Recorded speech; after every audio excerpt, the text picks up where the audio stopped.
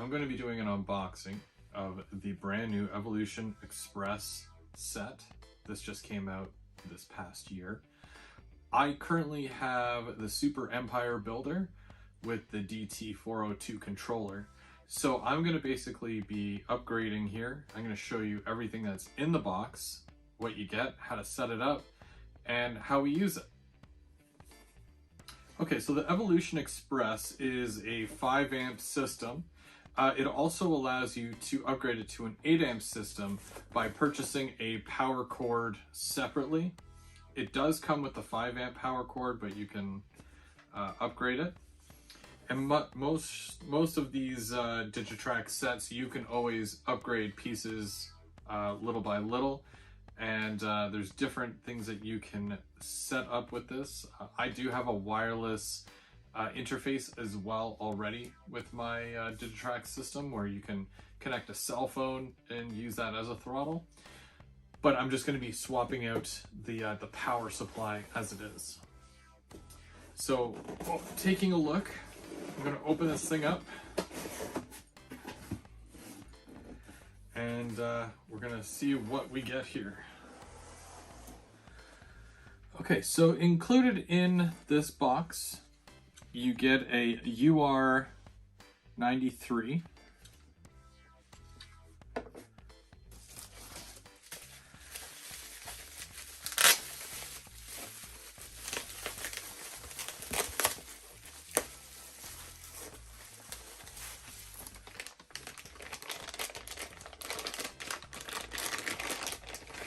You get the DT602D controller.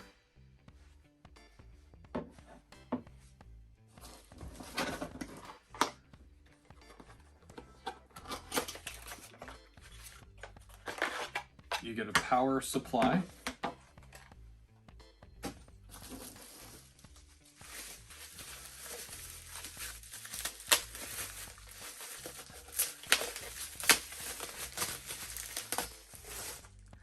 You get the LocoNet DCS 210, which is your amp system.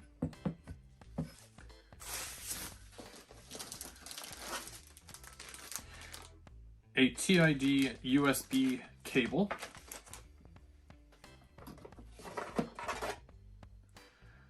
Another connection cable.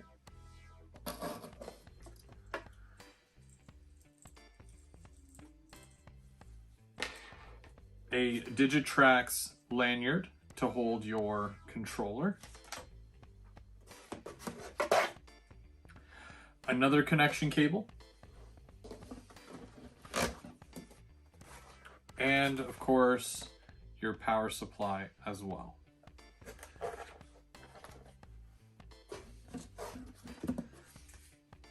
And don't forget your setup manual.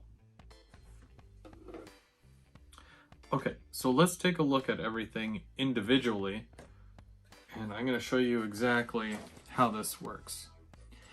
So for the DCS 210, this is where you would plug in your power supply, which is noted as the PS615, and that's where it plugs in, and then that plugs into the wall. That's how this gets powered.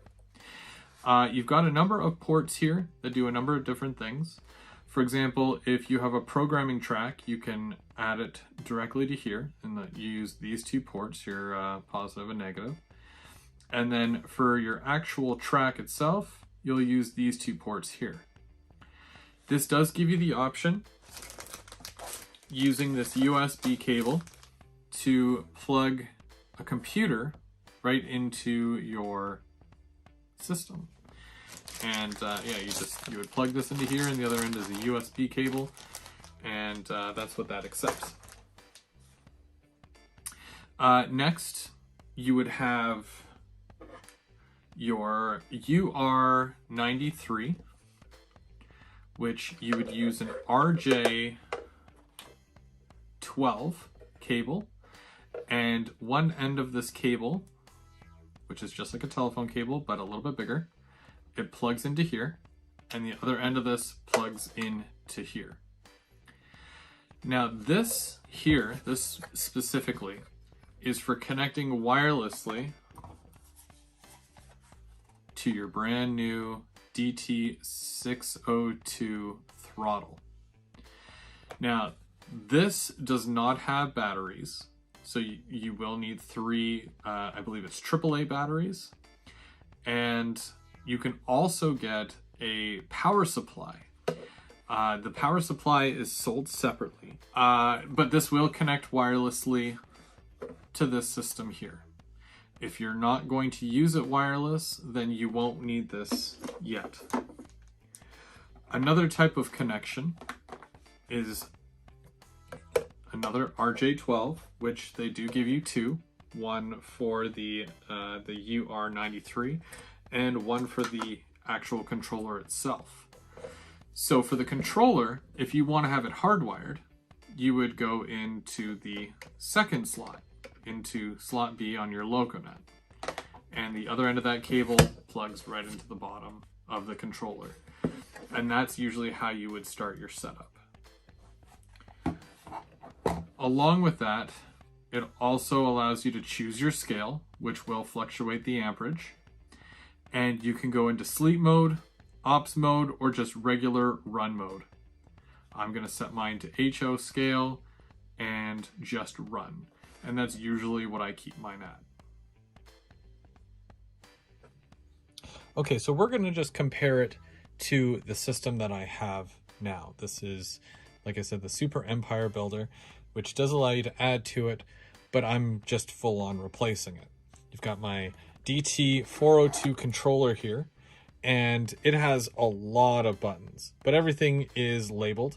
There's not a lot of information on the screen when it is powered on, and it does come with this really long, stretchy cable that I find to be convenient, but that normally goes into A. So I'm just going to remove that. In my LocoNet B is another RJ12. This goes all the way over to the other side of my layout, which offers the panels to plug in controllers right on the fascia in other places. So I'm going to be adding that to the new system as well. With what cables I have here, this is my rail, A and B, and that's what feeds my entire system. On this side, the power cable that I have needs to be fed right into the system. There is no plug. Okay, so just as easily as I had once added this to my layout, I have just removed it. This is the power cable, and it plugged into there. And the other end of it was a power source and power plug. So this is going to be put aside. I'm going to use this possibly at a later date. I could probably even combine the two, but I'm going to have to do some further research for that to see how that is done. But it's time to install the new one. Okay, so just to note, the RJ12s, both, they give you two. Both RJ12s that they give you are only 2 feet long. So if that's not long enough for what you need, then now's the time to look for some new ones, because when you do the install, it might not be as easy to replace them later. Okay, so this is my basic setup here now. I've connected the power cable. I really wish this was in the back, because this takes up a lot of room up here, and the power cable itself kind of sticks out. It's not like the other one where I could kind of tuck it under and, you know, it would be okay at that point. So I've got the rail A and rail B here, which is for your track. The track status will light up once that is connected. This is for that wireless connection. The terminal for that, I think it was the UR93. This is for my controller, and this will feed the other end of the layout, giving my other control panel a connection. So everything else is plugged in. So I'm going to add power now. I've plugged in my power cable. You can see everything lights up here.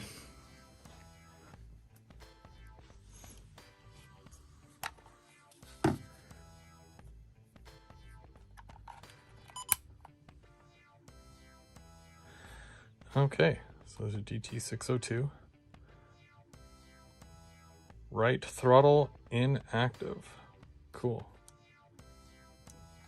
So just by changing that left and right, and it's looking for 00 or 03. Cool.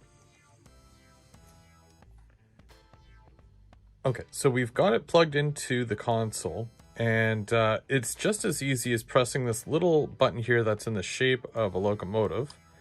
Then you type in the number of the locomotive, and then you push the little locomotive button again. And that will call up whatever locomotive that you're looking for. I've got my M420 here on the track, so I'm going to go ahead and I'm going to start it up. And that's just done in the normal way where you push F8.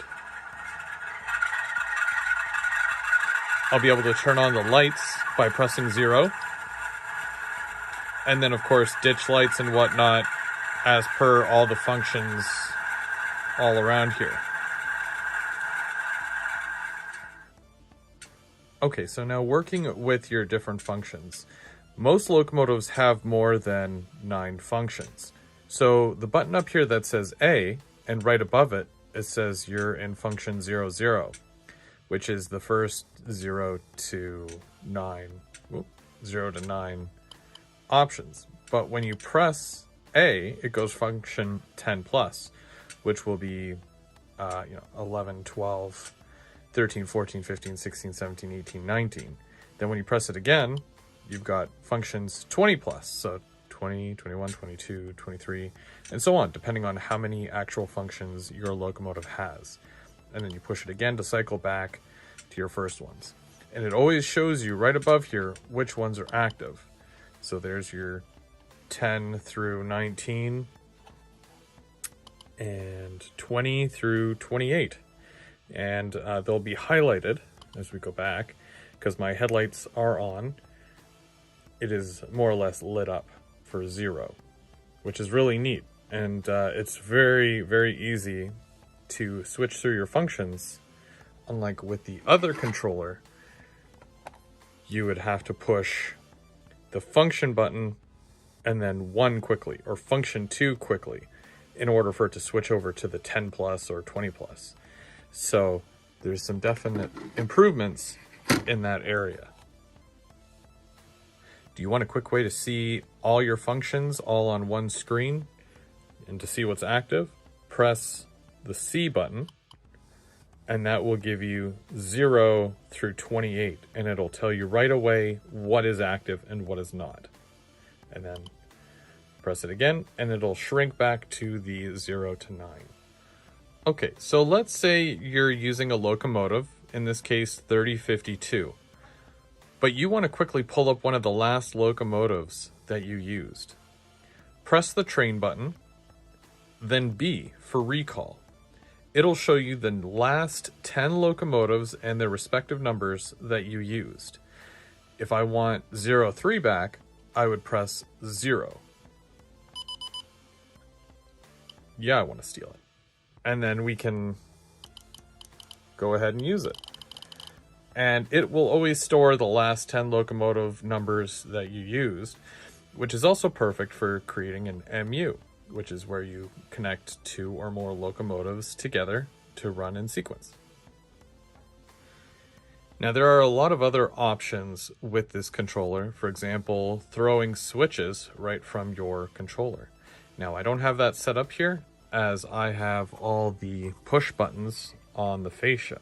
I always found it easier just to have them active and ready to go for anybody who wants to use it, opposed to everybody trying to figure out what switches for what, what numbers for what switch. So there you go. It's very, very easy to use. It'll allow me to run multiple locomotives at a time. The shape is really neat. It's got a good grip to it. I just need to find a specific pocket for it, because the standard for the other pocket just wasn't big enough. It is a bit of a bigger controller. And like I said, the knobs themselves, they are very sensitive, and because they're so close to the edge, you run the risk of, you know, hitting something and making your locomotive go fast or slower or even stop without, you know, if you're not paying attention. So, but it's just as easy as a couple of presses of the buttons. And make sure you read your manual, because there's a lot more there that I'm not even mentioning. You'll just have to take the time to fish through and, you know, learn some stuff. I just wanted to give an overview of this actual controller and the setup of the set. But that's basically it. That's how you would get started with this DT602 controller. And it's not even wireless yet. Now, I did find that you could get a longer cord, and they're about $20, and I believe it's a good 3-4 feet, but because it's stretchy like the other one, the curly cords, it probably goes a little bit further. So you can always add that on at any time, or you can do the whole wireless thing. I still haven't added batteries yet because I'm old school. So I haven't really adapted the whole wireless to it yet, but I will.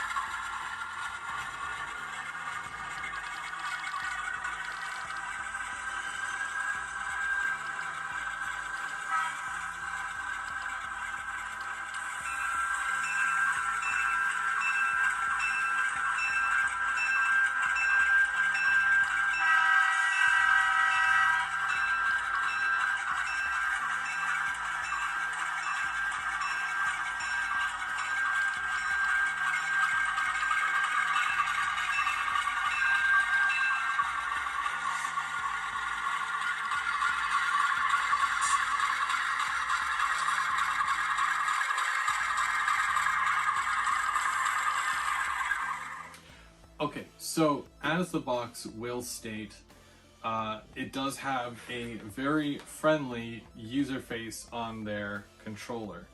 I wasn't too sure at first because of the layout of it. There's definitely a lot less buttons compared to the other controller, but these ones are clear. They light up, which is great, especially if you have a dark space or not enough light, or if you want to do a night running session. The knobs are big, but I do find that they will, you know, if it's rubbing up against something, it could definitely, you know, send your locomotive flying or put it to a complete stop without you actually knowing. So even though the knobs are great, there is, you know, room for error there. I would like to see something going around the actual piece itself so that you're not bumping it by accident. The screen is nice, it's clear, and it's very easy to read. There's 29 available functions in total, which is function 0 to 28, which again, you know, it covers your lights, your sounds, your horns, everything, even if it has bonus sounds as well. There's a clear off and on button. The buttons that are labeled A, B, C, D, E, and F, they do have their functions, their, you know, whatever they represent, but I wish it was a bit more clear, because unless you read the instruction manual, you don't know. But you should always read the instruction manual. You can store up to 9,000 locomotive addresses. That's a lot of locomotives. I don't have that many, but it's good to know that I can always expand and get more locomotives in the future, unless my wife is watching. Now you can also program turnouts with this, and you can control turnouts, and you can do up to 2,000 turnout addresses. You can program them all into it, which is great. It's not something that I will have for my current layout, but I'm glad to know that it's something that I can look into in the future. There is a separate read and write programmer built into it, so you can do it right from your programming track. You just got to wire it accordingly. That way you can seamlessly go from your main line to the track for programming without having to remove everything off the layout.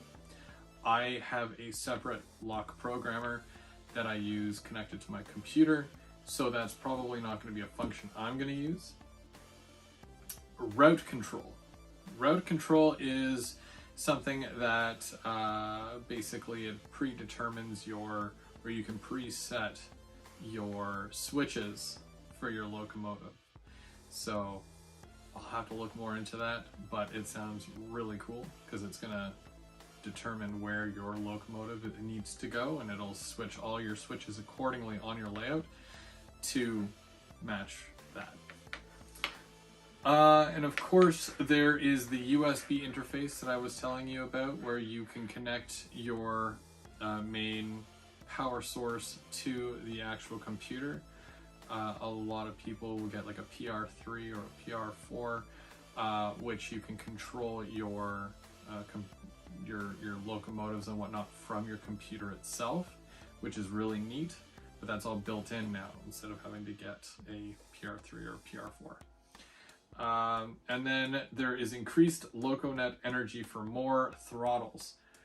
Go get more throttles, get your friends over, get involved. This is perfect for a home layout or a club layout. I know the local club, to me, uses Digitrax as well. And they have, I think there's at least 4 or 5 of the LNWIs that are connected. So a lot of people will use their cell phone and control their trains just from a cell phone.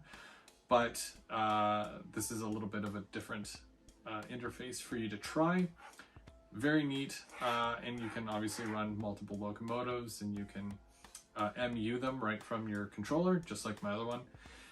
It is a very nice design, easy to hold, and yeah, very nice. I'm very happy with it, and it's nice. It's black. I like the idea of it being wireless. I'm going to look into a rechargeable battery pack for it as well, just so that I can walk around and control trains without being connected all the time. I'm also going to have my kids try it out. I'm going to have them test it. They have a tendency to just aimlessly walk, and if they are attached with a cable, of course, they're only going to be able to go so far. So they want to be able to follow the trains around and watch them go in and out. And of course, because I've got a 3-level layout, they have to go up on stools to see the 3rd level, and sometimes in some cases the 2nd level as well. So I'm going to have them test it out and see what they think as well, and I'll let you know. But yeah, brand new. And I think that Digitrax did a really good job on this. And they keep growing, keep expanding and updating their products. And they all work together. I think that's one of the biggest things. You can get a bunch of different Digitrax sets and they all work together, which is awesome. And of course, I'd like to thank friend and fellow GVO crew member Trackside Mike for providing me with this set today so that I can share this with all of you watching from home.